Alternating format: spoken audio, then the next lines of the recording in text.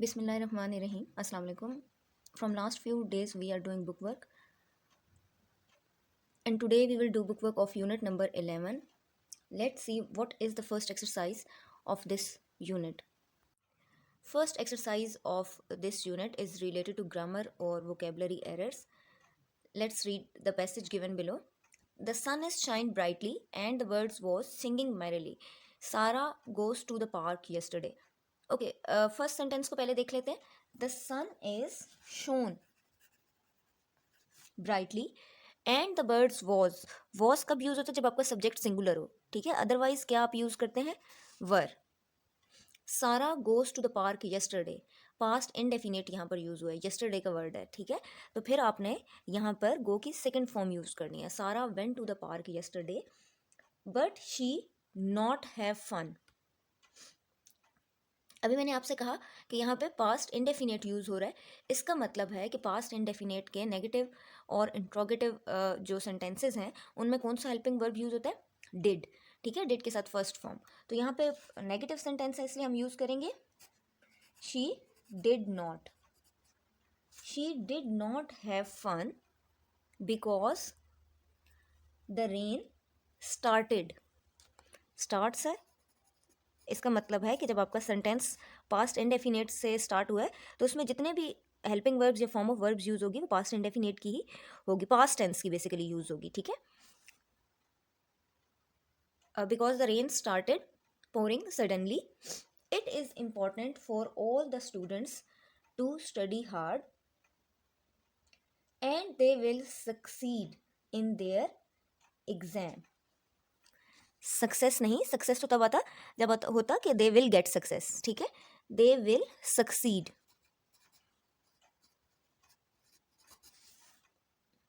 SUCCEED in their exams. ये कुछ corrections थी. ठीक है, जो कि इस पैसेज में रिक्वायर्ड थी और इस पैसेज में हमने करनी थी. Now we are moving to the next page.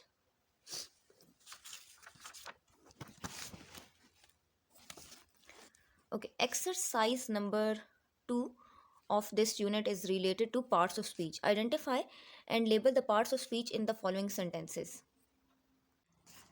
The first sentence is the big brown dog barked loudly in the yard.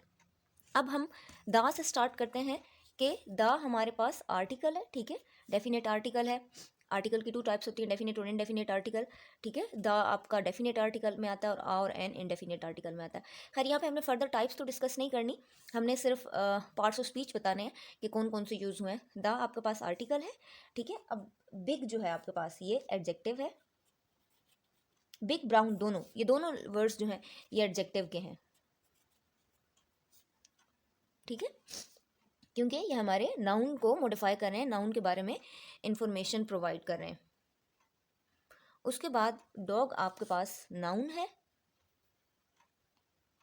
बार्क्ड verb, और हमें पता ही है कि एलवाई जो वर्ड्स होते हैं वो बेसिकली एडवर्ब्स होते हैं. ठीक है,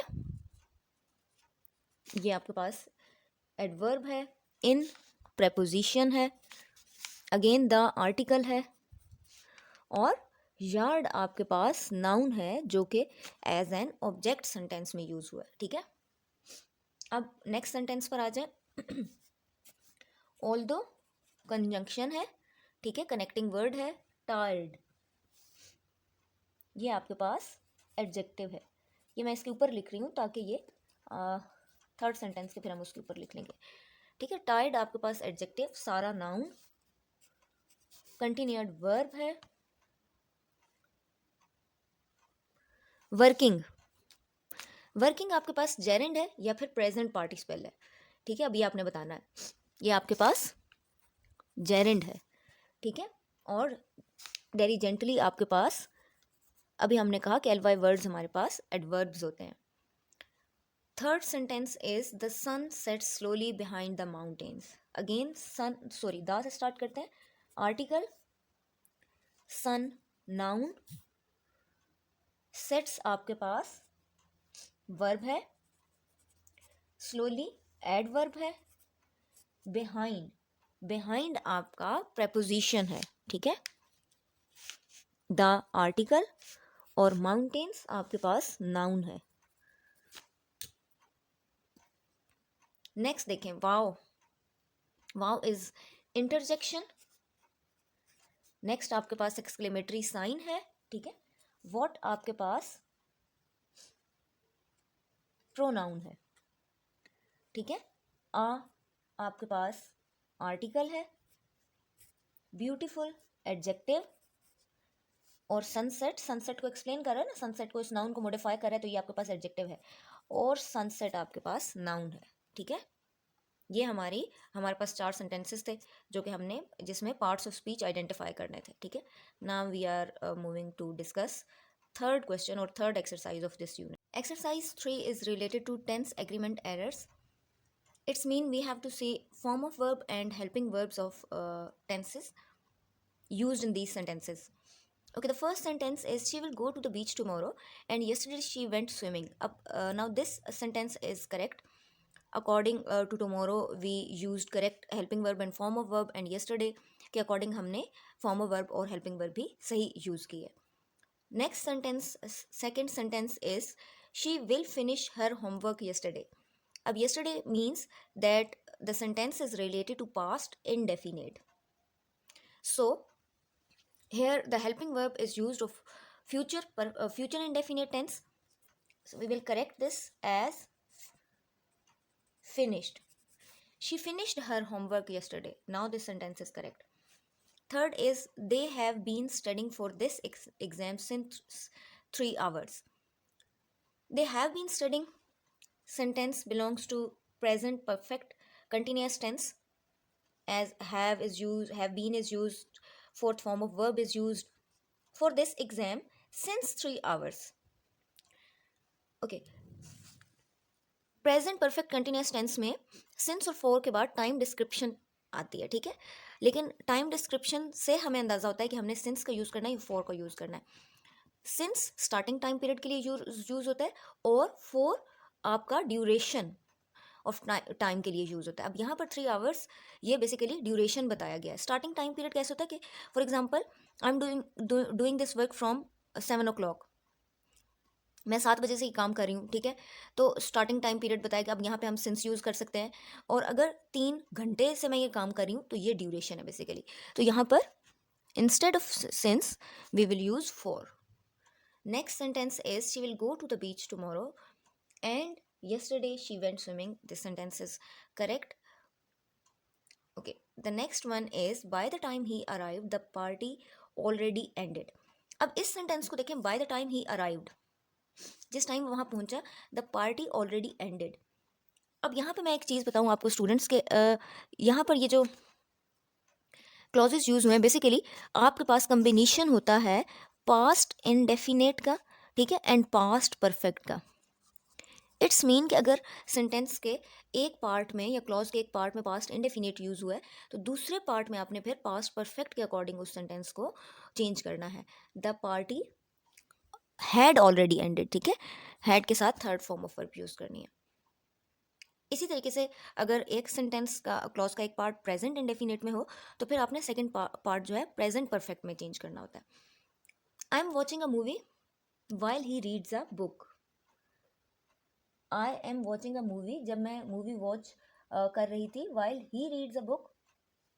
अब देखें एक सेंटेंस आपका एक क्लॉज जो है वो आपका कंटिन्यूस से रिलेटेड है, तो दूसरे में आपको इनडेफिनेट के कम्बिनेशन के साथ उन्होंने लिखा हुआ है विच इज़ टोटली इनकरेक्ट. अब यहाँ पर भी आपने फिर कंटिन्यूस ही यूज़ करना है. While he is reading a book. They had finished their homework before dinner and then they play outside. Again वही कम्बिनेशन जो हमने जिसको डिस्कस किया अर्लियर के पास्ट इंडेफिनेट और पास्ट परफेक्ट कम्बिनेशन यूज़ होता है. तो यहाँ हमारे पास जो इनिशियल जो पार्ट है सेंटेंस का उसमें उन्होंने पास्ट परफेक्ट यूज़ किया हुआ है. इट्स मीन फिर हमने सेकेंड पार्ट में हमने पास्ट इंडेफिनेट को यूज़ करना है, और पास्ट इंडेफिनेट में सेकेंड फॉर्म ऑफ वर्ब आती है played. Next week, last sentence is next week we will have completed this project for 2 years. Next week we will have completed this project for 2 years। इसमें कोई भी mistake नहीं है, ठीक है। Have के साथ भी, वी विल हैव के साथ भी उन्होंने थर्ड फॉर्म को यूज़ किया, ये भी ठीक है, नेक्स्ट वीक है। और फिर फ्यूचर यूज़ किया गया है, ये भी ठीक है, ठीक है। और फॉर 2 years ये भी टाइम डिस्क्रिप्शन के अकॉर्डिंग इन्होंने सिंस फॉर का यूज़ किया, वो करेक्ट है, ठीक है। There is no mistake in this sentence. Exercise 4 is related to sentence structure. The statement of this exercise is: review the following pairs of sentences. For each pair, combine the two sentences into one complex sentence while maintaining clarity and coherence. अच्छा, यहाँ पर use हुआ है word complex sentence का। Firstly difference पता होना चाहिए, what is the difference between complex and compound sentence. Let me tell you. Compound sentence contains two or more independent clauses, and the structure of compound sentence is independent clause plus conjunction plus independent clause.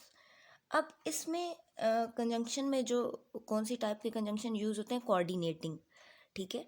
और coordinating में fan boys की term use होती है। Fan boys की term के अलावा जितने भी कनेक्टिंग वर्ड हैं वो सब कम्प्लेक्स सेंटेंस में यूज़ होते हैं, ठीक है। तो कम्प्लेक्स सेंटेंस का स्ट्रक्चर क्या है, डिस्कस कर लेते हैं। इसको हम लिख भी लेते हैं यहाँ पर। Independent plus connecting word plus dependent.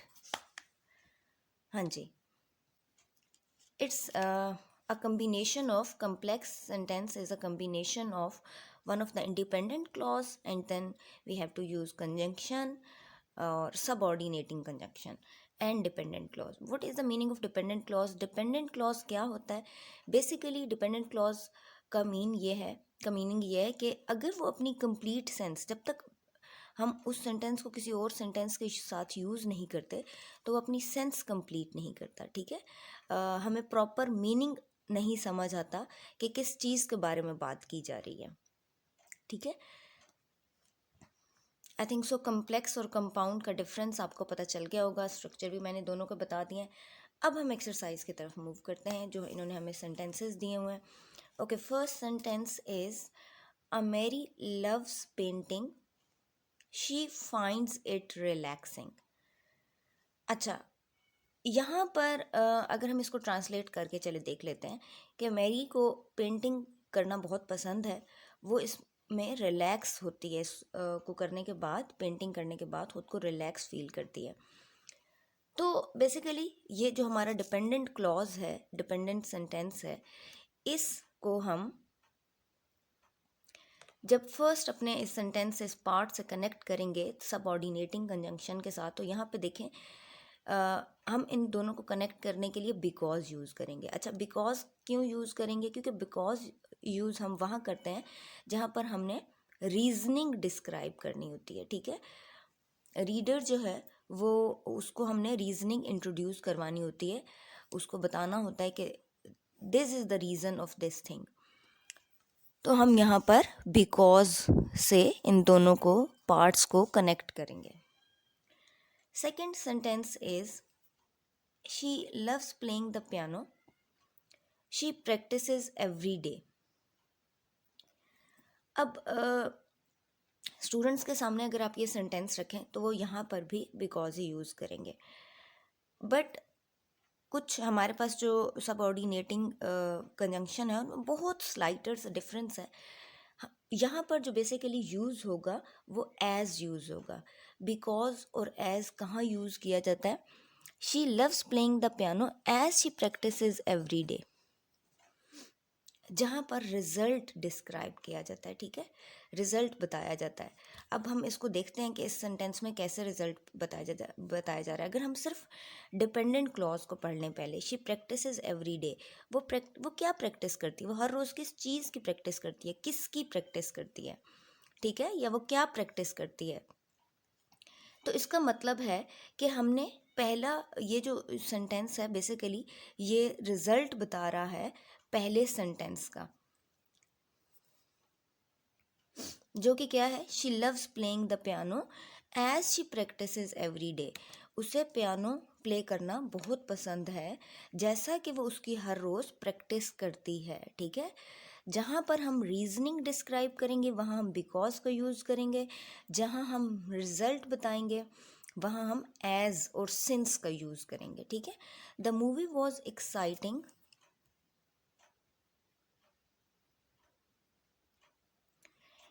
Sentence B mean dependent part is it kept us on the edge of our seats.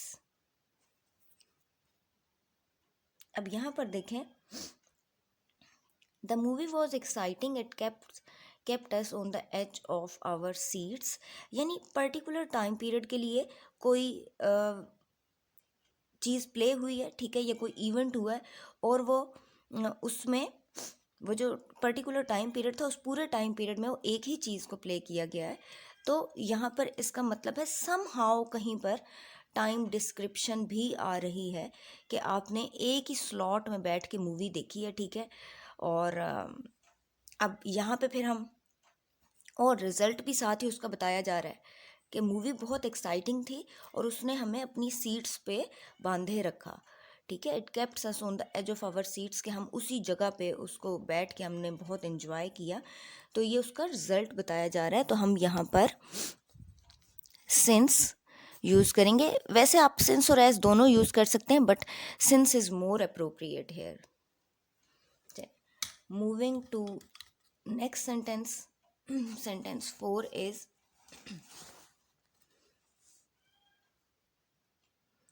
okay.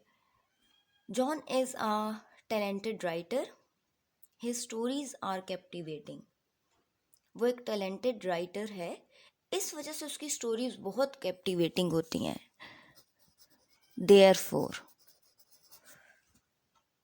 ठीक है। My dog barks loudly. He gets excited when visitors arrive. अब इस sentence को हमने एक ही complete sentence में change करना है, ठीक है, with the combination of independent, dependent, clause, subordinating, conjunction. तो हम इसको कैसे करेंगे? My dog barks loudly when ever, जब भी विजिटर्स हमारे घर, जब भी कोई गेस्ट हमारे घर आता है, ठीक है, whenever visitors arrived, as he gets excited, visitors के आने से वो एक्साइटेड होकर ऊंचा बोलना शुरू कर देता है, ठीक है। When ever, full sentences, my dog barks loudly when ever visitors arrived, जब भी मेहमान आते हैं तो वो एक्साइटेड हो जाता है, एज ही गेट एक्साइटेड, ठीक है। Here this exercise is completed. I think so आपको बिकॉज एज सिंस का जो एक डिफरेंस है वो समझ आ गया होगा। कम्प्लेक्स और कंपाउंड सेंटेंसेस भी अंडरस्टैंडिंग मिल गई आपको। अब हम नेक्स्ट एक्सरसाइज की तरफ मूव करते हैं। The fifth and last exercise of this unit is related to vocabulary. Choose the appropriate word to fill in the blank and provide a brief explanation for your choice. The first sentence is the dash dog chased the mailman away and the options are aggressive, playful, sleepy, tiny. तो ना ही तो playful dog chess करेगा, ना ही sleepy और ना ही tiny. Tiny का मतलब है छोटा, ठीक है। तो correct option is aggressive. The dash mountain peak seem to touch the sky. Towering के अलावा हम बाकी अगर ऑप्शंस को डिस्कस करें तो डिलीशियस वर्ड पर्टिकुलरली फूड के साथ यूज़ होता है, कलरफुल ऑब्जेक्ट्स के साथ, और रनिंग ह्यूमन करेक्टरिस्टिक है। और हम सेंटेंस को देखें, the dash mountain peak seem to touch the sky, के पहाड़ की जो चोटी थी वो इतनी बुलंद थी कि ऐसा फील होता कि जैसे वो स्काई को टच कर रही है। तो correct option is towering. The detective carefully examined the dash evidence to solve the case. Suspect का मीनिंग है शुबा किसी पर होना, ठीक है। टेस्टी अगेन फूड के साथ यूज होता है। टायर्ड ह्यूमन करेक्टरिस्टिक है, और जाइगेंटिक। अब यहाँ पर करेक्ट ऑप्शन है suspect. His speech was filled and his speech was filled with dash and inspirational words that moved the audience. Mundane का मतलब है दुनियावी, worldly things. Artistic and heartfelt, artistic way होता है, और करेक्ट ऑप्शन यहाँ पर हार्टफेल्ट है, कि उसकी स्पीच जो थी वो ऐसे थी कि वो एक तो उसमें इंस्पायरेशनल वर्ड्स जो थे वो हार्ट फेल्ट फील हो रहे थे, ठीक है। Okay, she gazed at the dash stars in the night sky. यहाँ पर तो हमें बाकी ऑप्शंस देखने की ज़रूरत ही नहीं, फर्स्ट ऑप्शन आपका करेक्ट है और पढ़ने से पता चल रहा है स्टार्स ट्विंकल करते हैं, the twinkling stars. The dash melody of the piano piece brought tears to her eyes. Melody dancing भी नहीं हो सकती, क्रंची भी नहीं हो सकती, स्लीपी भी नहीं हो सकती, हॉन्टिंग मेलेडी, ठीक है। यहाँ पे हॉन्टिंग मेलेडी जो है बेसिकली कैचिंग मेलेडी के सेंस में आ रही है कि पियानो की जो मेलेडी थी वो ऐसी थी कि वो उसकी आंखों में आंसू ले आई। The chef added a pinch of ambition, तो हो ही नहीं सकता, ठीक है। एम्बिशन ह्यूमन करेक्टरिस्टिक है। बोर्डम भी नहीं हो सकता, बोर्डम अगेन ह्यूमन करेक्टरिस्टिक है जिसका मीनिंग है बेजार हो जाना, तंग आ जाना, लाफ्टर, ये भी नहीं। तो correct option is salt, pinch of salt, चुटकी भर नमक, ठीक है, डाला डिश का फ्लेवर एनहेंस करने के लिए। The company's dash growth over the past year has been impressive. Options are here stagnant, rapid, painful. Painful तो हो ही नहीं सकता, ह्यूमन करेक्टरिस्टिक है, ठीक है। रैपिड ग्रोथ, बहुत तेजी से बढ़ती हुई ग्रोथ। हैज़ बीन इम्प्रेसिव इस तरह की थी कि वो उसने लोगों को मुतासर कर दिया। द चिल्ड्रंस डैश लाफ्टर इकड through the play ground. Play ground, children के लाफ्टर से प्ले ग्राउंड जो है उसकी में बहुत ज़्यादा आवाज़ें आ रही थी, आवाज़ों से भरा हुआ था। अच्छा, लाफ्टर के साथ इन्होंने कौन सा वर्ड यूज़ किया है लाफ्टर को डिस्क्राइब करने, मॉडिफाई करने के लिए? Jubilant, lazy, angry, crispy. Crispy तो कोई फूड आइटम ही हो सकता है, लेजी और एंग्री ये ह्यूमन करेक्टरिस्टिक हैं, लाफ्टर को तो नहीं एक्सप्लेन कर सकते। और जुबिलेंट का मीनिंग है ओवरजॉयड, ठीक है, बहुत ज़्यादा खुशी से भरा हुआ। His decision to quit his job surprised everyone. Impulsive का मतलब है, मीनिंग है इम्पल्सिव का कि बहुत कोई क्विक डिसीजन, एकदम से ऐसा डिसीजन ले लेना जो कि बगैर सोचे समझे डिसीजन लिया जाए। कोल्ड नहीं हो सकता, क्वाइट भी नहीं हो सकता, खामोशी से लिया हुआ डिसीजन, और शाइनी भी नहीं हो सकता। तो इम्पल्सिव उसके एकदम जो क्विक डिसीजन लिया गया था जॉब को छोड़ने का, जॉब से क्विट करने का, उसने सबको हैरान कर दिया। The dash aroma of freshly baked bread filled the kitchen. Savoury, grumpy, wobbly, scorching. अच्छा, पहले तो मैं मीनिंग बताती हूँ आपको। सेवरी का मतलब है लजीज, खुश जायका, ठीक है। ग्रम्पी बेसिकली मूड होता है, ठीक है, किसी ऐसे इंसान का मूड जो कि जिसको बहुत ज़्यादा गुस्सा आ जाता हो, बैड टेम्पर्ड हो। और वोबली का मीनिंग है अनस्टेबल, ठीक है। ये भी ह्यूमन करेक्टरिस्टिक है, अरोमा के साथ तो नहीं आ सकता, खुशबू के साथ तो नहीं आ सकता। स्कॉचिंग का मीनिंग होता है झुलसा देने वाली गर्मी, ठीक है। और तो यहाँ पे करेक्ट ऑप्शन है सेवरी। लजीज, खुश जायका, अरोमा, खुशबू, फ्रेशली बेक्ड ब्रेड के जो उस वक्त फ्रेश ब्रेड बनाई गई थी उसकी खुश जायका खुशबू ने पूरे किचन को भर दिया। Okay, here all exercises, book exercises of unit number 11 is completed. Stay blessed. Allah Hafiz.